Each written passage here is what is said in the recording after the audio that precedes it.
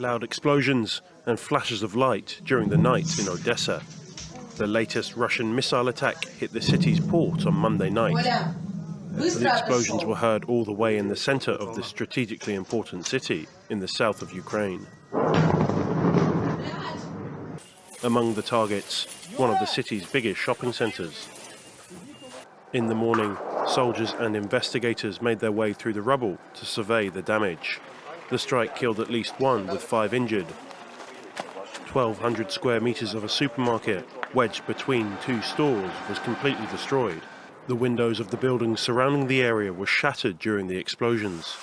The mayor of Odesa confirmed that none of the sites hit by the Russian airstrikes were military bases. On Monday, during a surprise visit to Odesa, the president of the European Council, Charles Michel, was forced to seek shelter as the shelling of the city continued.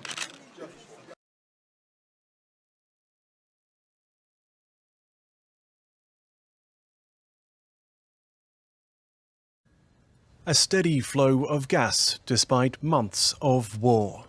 But now that's set to be disrupted.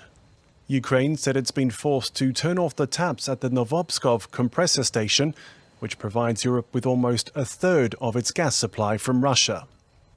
Kiev said Moscow's occupying forces had been diverting gas to separatist regions in the east of Ukraine and could not guarantee safe operations at the facility. Ukraine's national gas operator said it would stop the flow via the Sokhanivra route from 700 hours local time this Wednesday.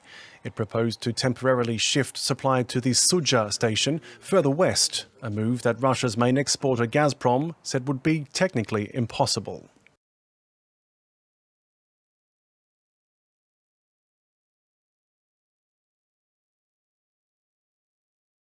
Vladimir Putin's war won't stop at the Donbas region, the United States warned Tuesday, raising fears that the Ukraine conflict could spill over into other countries, specifically Moldova. The bleak prediction comes after a number of new explosions took place last week in Transdniestra, a breakaway pro-Russia separatist territory in Moldova that shares a 453-kilometre border with Ukraine. Moscow, however, denies claims that it may target the country. The explosions also rattled decades-long tensions. Moldova, a small, predominantly Romanian-speaking country wedged between Ukraine and Romania, has been facing an unresolved separatist conflict for 30 years.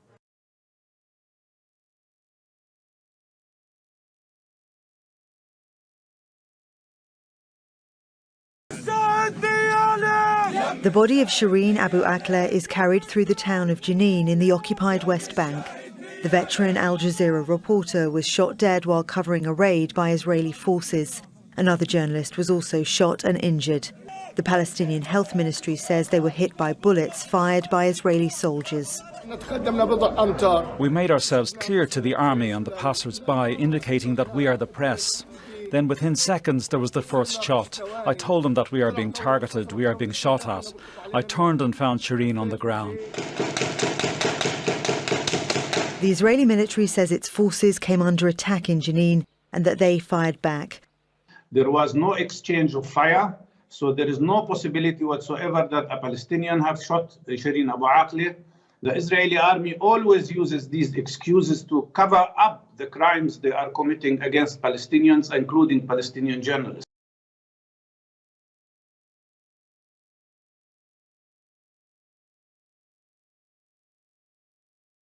The bodies of mostly women, children, even babies killed in Eastern Democratic Republic of Congo. The victims were hiding in the forested area of Jugo in Ituri province for several months after fleeing attacks on their villages. A regional government official blamed the armed group Codeco for carrying out Monday's raid.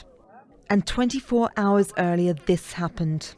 Bodies strewn among the burning embers of a village, mostly women and children, again the majority of the dozens of victims.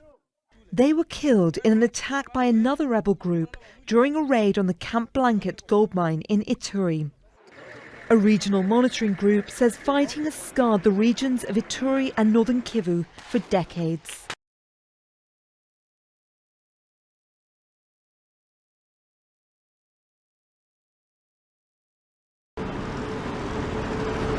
Sri Lanka rolled out military vehicles on the streets Wednesday, and a curfew was extended by an extra day after violent protests this week across the country.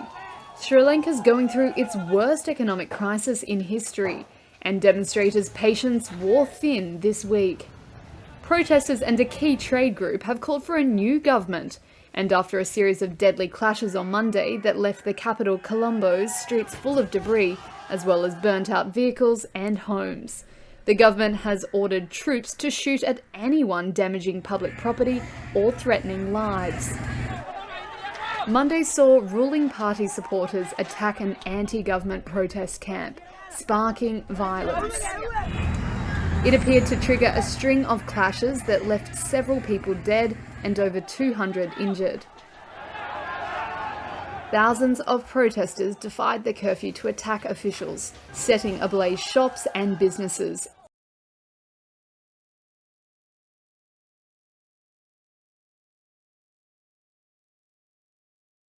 Iran has set a date to execute a Swedish-Iranian national later this month. Ahmadreza Jalali was sentenced to death on charges of spying for Israel in what's been denounced as a grossly unfair trial.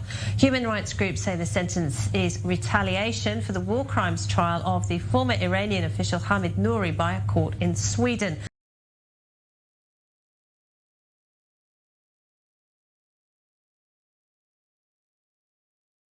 Well, AfriForum wants the Supreme Court of Appeals to overturn the 2019 ruling banning the display of the old South African flag. In 2019, the South Gauteng High Court ruled that the display of the 1928 flag amounts to hate speech. But AfriForum is not pleased. Back to 2017, in fact, Gareth, where we saw those Black Monday protests and members of AfriForum displaying the apartheid flag nationwide. Remember, those protests were against the killing of farm workers and farmers in general. And after that, the Nelson Mandela Foundation then dragged AfriForum to court, to the Equality Court. We do know then in that ruling that dates back to August 2019, it was found there that the display of that apartheid flag, whether in public or private, constitutes to hate speech.